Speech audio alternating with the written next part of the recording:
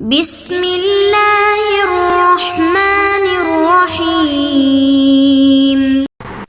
بسم اللہ الرحمن الرحیم۔ الحمد لأہلہ والصلاة علی اہلہا۔ عزیز طلبہ، السلام علیکم ورحمۃ اللہ وبرکاتہ۔ شرح المعول کتاب الصلاۃ درس نمبر 294 میں بسم اللہ کا حکم اور عدم تحریف قرآن کا بیان آنے والا ہے۔ نماز کی قراءت کے بقیہ احکام کو ذکر کرتے ہوئے نماز میں بسم اللہ کا صورتوں میں جز ہونا اور قرآن میں عدم تحریف کا ہونا اور تواتر قرآن کریم کا بیان آئے گا۔ تحریف کے قائلین کے شبہات کا بھی جواب دیا جائے گا اور قراءت کے متعلقہ احکام کا تتمہ بھی ذکر کیا جائے گا۔ سب سے پہلے عبارت کو دیکھتے ہیں۔ فرمایا وَتَجِبُ الْبَسْمَلَةُ بَيْنَهُمَا عَلَى التَّقْدِيرَيْنِ فِي الْأَصَحِّ لِثُبُوتِهَا بَيْنَهُمَا تَوَاتُرًا وَكَتْبِهَا فِي الْمُصْحَفِ الْمُجَرَّدِ عَنْ غَيْرِ الْقُرْآنِ حَتَّى النُّقَطِ وَالْإِعْرَابِ وَلَا يُنَافِي ذَلِكَ الْوَحْدَةَ لَوْ سُلِّمَتْ كَمَا فِي سُورَةِ النَّمْلِ۔ فرماتے ہیں واجب ہے بسم اللہ کو پڑھنا بینہما، اگر سورہ ضحیٰ اور سورہ انشراح کو ایک سورت بھی شمار کریں نماز کے اندر، ایک سورت کافی نہ ہو اور دونوں کو اکٹھا پڑھنا واجب ہو تو بھی ان کے درمیان میں بسم اللہ کو پڑھا جائے گا۔ علی التقدیرین فی الاصح، دونوں صورتوں میں صحیح تر قول کی بنیاد پر واجب ہے کہ بسم اللہ کو بہرحال پڑھا جائے۔ علی التقدیرین سے کیا مراد ہے؟ چونکہ شرح العلوم کی عبارت بھی بڑی دقیق ہوتی ہے۔ تقدیرین، اگر ہم نماز کے اندر بھی اور قرآن میں بھی ان کو دو صورتیں شمار کریں تو پھر تو دوسری صورت کے عنوان سے بسم اللہ واجب ہو جائے گی، اس میں اختلاف بھی نہیں ہے۔ لیکن اگر نماز کے اندر ان کو ایک شمار کریں تب بھی اکثر علماء کا نظریہ یہ ہے کہ ان کے درمیان بسم اللہ پڑھنا واجب ہے، یعنی کہ ایک تو شروع میں ان کے بسم اللہ ہوگی اور دوسرا درمیان میں جب دوسری صورت ان کی شروع ہوگی تو بھی بسم اللہ ضروری ہے۔ اس کی دلیلیں کیا ہیں؟ صحیح تر نظریہ شہید ثانی کے نزدیک بھی اور شہید اول کا نظریہ بھی یہ ہے کہ بہرحال سورہ ضحیٰ اور انشراح، سورہ فیل اور سورہ ایلاف کے درمیان اگر ان کو اکٹھا کر کے پڑھیں تو بھی بسم اللہ تو پڑھنی پڑے گی۔ فرماتے ہیں لِثُبُوتِهَا بَيْنَهُمَا تَوَاتُرًا، چونکہ قرآن میں متواتر طور پر ان کے درمیان میں بسم اللہ موجود ہے۔ تو جب قرآن میں بسم اللہ اور قرآن کی ساری چیزیں تواتر کے ساتھ موجود ہیں تو پھر ان کو نہیں چھوڑا جا سکتا۔ یہ پہلی دلیل ہے تواتر کی، بہت بڑی دلیل ہے۔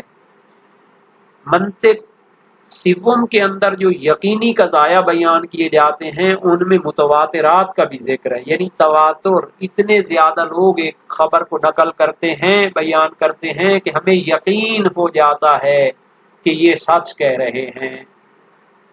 بڑے بڑے علماء نے اس پر کتابیں لکھی ہیں، سیوطی کی کتاب ہے، حتی مرتضی زبیدی کی کتاب ہے جس کی تاج العروس 20 جلدوں میں ہے، صدیق خان اپنے ہندی تھے ان کی کتاب ہے، اور ہم نے بھی اس پر متواتر الاخبار عن النبی المختار کے نام سے ایک تحقیق پیش کی ہے، اور مقدمے میں تواتر کے بارے میں بھی علمی باتیں کی ہیں اور قرآن کے تواتر کے بارے میں بھی مستقل باب بنایا ہے۔ تو جب قرآن کے اندر ہر سورت کے شروع میں تواتر کے ساتھ بسم اللہ ثابت ہے تو پھر چاہے آپ نماز کے اندر فیل اور ایلاف کو، ضحیٰ اور انشراح کو ملا کے پڑھیں تب بھی شروع میں بھی بسم اللہ پڑھیں گے، درمیان میں بھی جو بسم اللہ دوسری صورت کے ساتھ ہے اس کو بھی پڑھنا پڑے گا۔ یہ پہلی دلیل ہے، بہت پائے کی دلیل ہے، بہت وزنی دلیل ہے۔ اس کو سمجھنے کے لیے منطق سوم کو حل کرنا پڑے گا جو اکثر ہمارے مدارس میں نہیں پڑھی جا رہی، اس کو ضرور پڑھنا چاہیے۔ یقینی قضایا، برہانی قضایا، ان کی وہاں پر جو ہے نا جی تحقیقات پیش ہوئی ہیں۔ اصول فقہ میں جو بحث ہوتی ہے مستقلات عقلیہ، غیر مستقلات عقلیہ، یہ ساری عقلی بحثیں ہیں، فلسفی بحثیں ہیں۔ اگر ہم منطق سیکھوں کو چھوڑ دیں، فلسفی بحثوں کو چھوڑ دیں تو یہ کتابیں بھی حل نہیں ہوتی۔ کئی مرتبہ پہلے بھی شاید اس پر یاد دہانی کرائی گئی ہے۔ ایک اور دلیل کہ بسم اللہ درمیان میں پڑھنی پڑے گی، وَكَتْبِهَا فِي الْمُصْحَفِ الْمُجَرَّدِ عَنْ غَيْرِ الْقُرْآنِ، اور بسم اللہ کو اس مصحف میں لکھا گیا ہے جو مجرد ہے عن غیر القرآن، جس میں قرآن کے علاوہ اور کچھ بھی نہیں لکھا گیا۔ قرآن کریم کو قدیم زمانے سے، نبی اکرم کے دور سے مختلف چیزوں پر لکھا جاتا رہا ہے، اس کے نسخے موجود ہیں، حتیٰ اس میں حتیٰ نقطے بھی نہیں لگے ہوئے۔ اہل بیت کے دور میں جو قرآن کے خط ملے ہیں ان میں نقطے بھی نہیں ہیں، اعراب بھی نہیں ہیں، ان مصحف میں بھی بسم اللہ موجود ہے۔ سورہ ضحیٰ اور انشراح کے درمیان، فیل اور الاف کے درمیان، تو اس سے پتہ چلتا ہے کہ یہ ان کے درمیان میں بھی ان کا جز ہے۔ بہت بڑی دلیل ہے، یعنی جب انسان کے پاس ٹائم ہو اور وسائل ہوں اور وہ جنالی پرانی لائبریریوں کی گردش کرے اور قرآن کے جو پرانے نسخے اہل بیت کے دور سے اور پہلی دوسری صدیوں کے ملے ہیں ان میں جا کے تحقیق کرے تو معلوم ہوتا ہے قرآن کی جو حفاظت کا خدا نے ذمہ لیا تھا وہ پورا ہوا ہے، اس کے زیر زبر میں اس کے ہر چیز محفوظ ہے، کوئی اس میں اختلاف نہیں ہے۔ یہ قرآن میں اس نے کئی مرتبہ اس چیز کو بیان کیا ہے، اِنَّا نَحْنُ نَزَّلْنَا الذِّكْرَ وَإِنَّا لَهُ لَحَافِظُونَ، ہم نے اس قرآن کو نازل کیا ہے اور ہم ہی اس کی حفاظت کرنے والے ہیں۔ جب آیت تطہیر کی طرح اِنَّا کے ذریعے اور تاکید کے ذریعے خدا نے بیان کر دیا کہ ہم ہی اس کو نازل کرنے والے ہیں اور ہم ہی اس کی حفاظت کرنے والے ہیں، تو پھر ہمیں شک و شبہ نہیں ہونا چاہیے۔ اور اس نے ایسا انتظام کیا ہے، مسلمان بچے، بوڑھے، جوان، عورتیں، مرد، جنگلوں میں، شہروں میں، دیہاتوں میں، ہر جگہ اس کو پڑھتے تھے۔ پوری دنیا، آدھی دنیا تو جو ہے مثلا جہاں تک مسلمان پہنچے انہوں نے قرآن کو متواتر نقل کیا ہے۔ اب یہ نہیں کہہ سکتے کہ اس کی کوئی آیت بدل گئی ہے، اس کی کوئی صورت بدل گئی ہے۔ تو یہ دلیل بھی جہاں پر عدم تحریف قرآن کو بیان کرتی ہے وہاں یہ بھی بیان کرتی ہے کہ ان صورتوں کے درمیان میں بھی بسم اللہ واجب ہے۔ کاتبہا، لکھی ہوئی ہے بسم اللہ اس مصحف میں، ان مصاحف میں کہ جن میں قرآن کے علاوہ کچھ بھی نہیں ہے، حتیٰ نقطے بھی نہیں لگے ہوئے، حتیٰ اعراب بھی نہیں لگے ہوئے۔ پرانے دور میں تو وہ عربی صرف جو ہے نا وہ لکھ لیتے تھے، نقطوں کے بغیر بھی ان کو سمجھ میں آتا تھا اور اعراب کے بغیر بھی وہ پڑھ سکتے تھے۔ یہ نقطے اور اعراب تو بعد میں ظاہراً خلیل بن احمد فراہیدی جو امام صادق علیہ السلام کے شاگرد اور ان کے دور میں انہوں نے کام کیا ہے، یا باقی علماء اسلام نے کام کیا ہے۔ وَلَا يُنَافِي ذَلِكَ الْوَحْدَةَ، اور یہ دلیلیں کہ ان کے درمیان میں بسم اللہ بھی واجب ہے یہ ان کے ایک ہونے کے بھی منافی نہیں۔ اگر نماز میں ہم ان کو ایک شمار کریں تو یہ اس کے منافی نہیں ہے۔ لو سلمت، پہلے تو ہم اس کو مانتے نہیں ہیں نظریے کو، لیکن اگر مان لیں تو پھر اس کے منافی بھی نہیں ہیں، کما فی سورۃ النمل، جیسا کہ سورہ نمل میں بھی 2 مرتبہ بسم اللہ ہے، ایک مرتبہ شروع میں ہے، ایک مرتبہ درمیان میں ہے۔ تو بہرحال یہ علمی بحث تھی، ہم نے بھی اس پر جو ہے نا جی قدر روشنی ڈالی ہے۔ شیخ صدوق، شیخ طوسی، شیخ مفید، سید مرتضیٰ، علامہ ہلی اور متاخرین بزرگان جنہوں نے تفسیریں لکھی ہیں، مثلا سید خوئی علیہ رحمہ اور جناب علی جنہوں نے علوم قرآن پر کام کیا ہے، ہادی معرفت جن کی 10 جلدوں میں التمہید فی علوم القرآن ہے، ہبت اللہ شہرستانی، تفسیر نمونہ والے، تفسیر کیا ہے میزان والے، علامہ طباطبائی، اور بڑی بڑی تفسیریں جو طول تاریخ میں لکھی گئی ہیں، ان سب جلیل القدر فقہائے شیعہ کا اتفاق ہے۔ پاکستان میں بھی بڑی بڑی تفسیریں لکھی گئی ہیں، ہندوستان میں علماء نے، شیعہ نے، اہل سنت نے کام کیا ہے قرآن کے بارے میں۔ ایک تفسیر جو 30-40 جلدوں میں تھی، اسی لاہور میں لکھی گئی 100-200 سال پہلے، تفسیر لوامع التنزیل، ایک جلد اس کی آج اگر زندہ ہو تو 10 جلدیں اس سے نکل سکتی ہیں، تفسیر لوامع التنزیل۔ اور بھی بہت سارے علماء نے کام کیا، علامہ علی نقی نقن صاحب جن کی تفسیر فاصل الکتاب ہے، علامہ جاڑا صاحب کی انوار النجف ہے، اور استاد محترم کی تفسیر الکوثر ہے، اور باقی بزرگان کی جو تفسیریں ہیں، ان سب میں اس نظریے کو واضح طور پر بیان کیا گیا ہے کہ قرآن میں کوئی تحریف نہیں ہے۔ اچھا، قائلین تحریف کے جو شبہات ہیں وہ روایتیں وغیرہ پیش کرتے ہیں، تو جعلی روایتیں تھوڑی ہوتی ہیں، جھوٹی روایتیں جو کذب بیانی کی گئی ہے۔ نبی اکرم نے فرمایا کہ مجھ پر جھوٹ بولنے والے بہت زیادہ ہیں، اس لیے سچوں پر اعتماد کرو، اگر کوئی مجھ پر جھوٹ بولے گا تو جہنمی ہو جائے گا۔ اس طرح کتنی لوگ نبوت کا دعویٰ کر سکتے ہیں، لوگ جھوٹ بول سکتے ہیں، باقی سارے تو قرآن کی تحریف کی جھوٹ نہیں گڑھ سکتے۔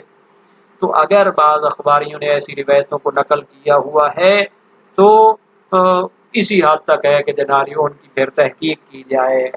علامہ مرتضی عسکری جن کی معالم المدرستین اور باقی بڑی بڑی کتابیں مشہور ہیں، انہوں نے ایک کتاب لکھی ہے القرآن الکریم و روایات المدرستین۔ ساری جو ہے نا جی کتابیں جو روایت کی ہیں، ان میں جتنی بھی جناری وہ روایتیں جو تحریف پر جھوٹی گڑی گئی تھی، سب کی انہوں نے کیا کی ہے، تحقیق پیش کر دی ہے۔ تو اس کے بعد صاحب کفایہ یا محدث نوری کی بات کا کوئی جو ہے نا جی وہ کیا ہے تحقیقی وزن نہیں رہ جاتا۔ صرف روایتوں کو جمع کر لینا کافی نہیں ہوتا، ان کی سند اور ان کے متن پر بحث کرنا ضروری ہوتا ہے۔ ایک سیاری بہت بڑا جو ہے نا کذاب شخص تھا، مجفف القلم، بے برکتہ قلم اس کا تھا، اس نے سینکڑوں روایات تحریف کی گھڑ دی ہیں، تو باقی سارے جھوٹے اگر مل جائیں تو کتنی زیادہ وہ روایات ہو جائیں گی۔ تو ان پر جو عدم تحریف پر کتابیں لکھی گئی ہیں ان کی طرف رجوع کرنا چاہیے۔ اب یہاں پر مختصر طریقے سے ہم قراءت کے کچھ بقیہ احکام کی طرف اشارہ کریں گے۔ ایک یہ ہے کہ اختیاری صورت میں واجب نماز کے اندر بھی ایک صورت سے دوسری صورت کی طرف عدول کرنا جائز ہوتا ہے، اس میں کوئی اختلاف نہیں، روایات بھی ہیں۔ ابن ابی ناصر سکونی کی روایت امام صادق علیہ السلام سے، الرجل یقوم فی الصلاۃ فیرید ان یقرأ سورہ فیقرأ قل هو اللہ احد وقل یا ایھا الکافرون۔ ایک شخص نماز میں کھڑا ہوتا ہے اور ایک سورت پڑھنا چاہتا ہے، لیکن قل هو اللہ یا قل یا ایھا الکافرون پڑھتا ہے۔ فرمایا یرجع من کل سورہ الا من قل هو اللہ احد وقل یا ایھا الکافرون۔ ہر صورت سے وہ رجوع کر سکتا ہے، دوسری صورت اس کو چھوڑ کے دوسری صورت پڑھ سکتا ہے، لیکن سورہ توحید اور سورہ کافرون سے رجوع نہیں کر سکتا۔ یہ روایت وسائل الشیعہ میں باب 35 میں موجود ہے، ابواب القراءۃ فی الصلاۃ۔ صحیح حلبی ہے امام صادق علیہ السلام سے، ان رجل قرأ فی الغداۃ سورہ قل هو اللہ احد، ایک شخص نے نماز صبح میں سورہ توحید پڑھی، فرمایا لا باس کوئی حرج نہیں، ومن افتتح سورہ ثم بدا له ان یرجع فی سورہ غیرہا فلا باس الا قل هو اللہ احد۔ امام نے فرمایا اگر کوئی دوسری صورت شروع کر لے اور وہ چاہے کہ اس کو چھوڑ کر ایک دوسری صورت کی طرف رجوع کرے تو کوئی حرج نہیں، مگر توحید کو نہیں چھوڑ سکتا، سورہ توحید کو بدل نہیں سکتا۔ ولا یرجع منها الى غیرها، دوسری صورت کی طرف نہیں جا سکتا سورہ توحید کو چھوڑ کر۔ وکذالک قل یا ایھا الکافرون، اور سورہ کافرون کو بھی نہیں چھوڑ سکتا، یہ بھی اسی باب میں ہے۔ معروف فقہائے شیعہ میں نظریہ یہ ہے کہ جب کسی سورت کو واجب نماز میں نصف سے زیادہ پڑھ لے تو پھر اس کو بدل نہیں سکتا، لیکن اس سے پہلے تبدیل کر سکتا ہے۔ تو جب نصف تک پہنچ جائے تو وہ بدل سکتا ہے یا نہیں، اس میں اختلاف ہے۔ چونکہ نصف سے گزر گیا ہو تو یقیناً وہ جناب علی معروف نظریہ ہے کہ نہیں بدل سکتا۔ اگر نصف پر پہنچا ہو، آگے نہ گیا ہو، تو اس پر بدل سکتا ہے، اس میں اختلاف ہے۔ مشہور علماء کہتے ہیں کہ نصف تک وہ تو بدل سکتا ہے، اور جنابی اس کی دلیل کیا ہے؟ بزنتی کی روایت ہے ابو العباس سے، فی رجل یرید ان یقرأ سورہ فیقرأ فی اخری، ایک سورت کو پڑھنا چاہتا ہے دوسری شروع کر دیتا ہے۔ امام نے فرمایا یرجع الی الذی یرید وان بلغ النصف، یہ اس کو پڑھنا چاہتا تھا پہلے اس کی طرف لوٹ آئے چاہے کہ جو دوسری شروع کر دی تھی اس کے نصف تک پہنچ چکا ہو۔ یہ روایت باب 36 میں موجود ہے وسائل الشیعہ میں۔ اچھا، جمعے کے دن میں سورہ توحید اور کافرون سے بھی عدول کرنا جائز ہے، سورہ جمعہ اور سورہ منافقین کی طرح، جب تک جو ہے نا جی نصف تک نہ پہنچا ہو، لیکن یہ جب بھول کر شروع کی ہو سورہ توحید اور کافرون، لیکن اگر عمدن شروع کی ہو توحید اور کافرون تو پھر نہیں بدل سکتا، جمعہ اور منافقین کی طرف بھی نہیں بدل سکتا۔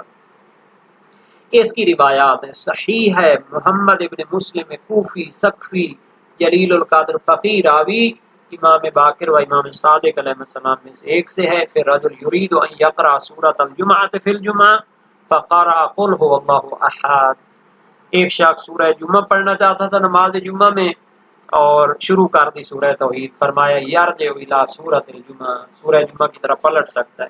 یہ روایت باب 69 میں موجود ہے، ابواب القراءت وسائل الشیعہ۔ صحیح حلبی ہے امام صادق علیہ السلام سے، اذا افتتحت صلاتک بقل هو اللہ احد وانت تريد ان تقرأ بغیرها فامض فیها ولا ترجع، جب تم اپنی نماز شروع کرتے ہو قل هو اللہ کے ساتھ اور آپ کوئی دوسری سورت پڑھنا چاہتے تھے تو پھر سورہ توحید کوئی پڑھتے رہو اور اس سے نہ پلٹو، الا ان تکون فی یوم الجمعہ، مگر جمعہ کا دن ہو، فإنک ترجع الی الجمعہ والمنافقین منها، تو سورہ توحید سے سورہ جمعہ اور منافقین کی طرف پلٹ سکتے ہیں۔ یہ روایت بھی باب 69 میں موجود ہے۔ تو یہ جو آخری ہے یہ مطلق ہے، جمعہ کے دن چاہے نماز جمعہ میں ہو یا نماز ظہر میں ہو، تو اسے جمعہ کے ساتھ خاص قرار دینا جیسا کہ بعض علماء نے کہا ہے تو یہ اپنی جگہ قابل غور ہے، بلکہ اس کو جمعہ کے دن کسی نماز میں بھی کیا ہے بدل سکتے ہیں۔ اچھا جی، ایک آخری حکم ہے کہ فریضہ نماز میں دو صورتوں کو جمع کرنا یہ مکروہ ہے، اس کو کہتے ہیں قران سورتین، دو صورتوں کو قران ملانا۔ اس طرح جو ہے نا جی روایات کے درمیان جمع ہو جاتی، کیونکہ روایت میں کچھ اختلاف پایا جاتا ہے تو ہم کراہت کا حکم لگاتے ہیں۔ صحیح ہے محمد ابن مسلم کوفی ہے امام صادق اور امام باقر علیہ السلام میں سے ایک سے، سالتو ان رجل یقرأ سورتین فی رکعہ، ایک شخص دو صورتیں پڑھنا چاہتا ہے ایک رکعت میں، فرمایا لا لکل سورۃ رکعۃ، ایسا نہیں کرنا چاہیے چونکہ ہر سورت ایک رکعت میں پڑھنی چاہیے۔ تو یہ روایت باب نمبر 8 ابواب القراءۃ فی الصلاۃ وسائل الشیعہ میں موجود ہے۔ خبر منصور بن حازم بھی امام صادق علیہ السلام سے لا تقرأ فی المکتوبۃ باقل من سورہ ولا باکثر، کہ فریضہ نماز میں نہ ایک سورت سے کم پڑھی جائے نہ اس سے زیادہ پڑھی جائے۔ تو یہ روایت باب نمبر 4 میں موجود ہے، ابواب القراءۃ وسائل الشیعہ میں۔ اور کچھ روایات ہیں جو جواز پہ دلالت کرتی ہیں، یعنی فریضہ نماز میں بھی ایک سے زیادہ صورتیں پڑھی جا سکتی ہیں۔ صحیح ہے علی بن یقطین جلیل القدر وزیر مشیر اور سکہ راوی ہیں امام کاظم علیہ السلام سے روایت کرتے ہیں عن القران بین السورتین فی المکتوبۃ والنافلہ، کہ واجب نماز میں اور نافلہ نماز میں دو صورتوں کو ملا سکتے ہیں۔ تو امام نے فرمایا لا بأس، کوئی حرج نہیں ہے، باب نمبر 8 میں موجود ہے۔ اور کراہت پر دلالت کرنے والی جو روایت ہے فریضہ نماز میں وہ علی بن جعفر صادق علیہ السلام کی، امام کاظم علیہ السلام سے وہ روایت کرتے ہیں اکثر، ان رجل قرأ سورتین فی رکعہ، کہ ایک شخص ایک رکعت میں دو صورتیں پڑھتا ہے، فرمایا اذا كانت نافلۃ فلا باس، اگر نافلہ نماز ہو تو کوئی حرج نہیں، اما الفریضۃ فلا یصلح، لیکن فریضہ نماز میں اچھا نہیں ہے۔ تو یہ بھی باب نمبر 8 میں ہے۔ موثق ہے زرارہ بن عیون کوفی امام باقر علیہ السلام سے انما یکرہ ان یجمع بین السورتین فی الفریضۃ، فریضہ نماز میں دو صورتوں کو جمع کرنا مکروہ ہے، اما نافلۃ فلا باس، لیکن نافلہ نماز میں ایک سے زیادہ صورتیں پڑھی جا سکتی ہیں۔ تو ان روایات کی طرح اور بھی روایات ہیں تو آرام سے ان کو جمع کیا جا سکتا ہے، فریضہ نماز میں کراہت مراد دی جائے گی۔ جم بین الصورتین کے لیے۔ مشہور قدما جو فقہا تھے وہ تو فریضہ نماز میں منع کے قائل تھے، یعنی حرام ہے، اور وہ منع والی روایات کو ترجیح دیتے تھے، حالانکہ جناب علی نصوص جواز موجود ہیں اور ان کو آپس میں جمع کرنا جو ہے نا جی وہ کمال ہے۔ تو جمع اسی طرح ہو سکتی ہے کہ ہم نافلہ میں مطلق جواز کے قائل ہو جائیں اور فریضہ نماز میں قران بین الصورتین کی کراہت کا حکم لگائیں، تو روایات ساری آپس میں جمع ہو جائیں گی۔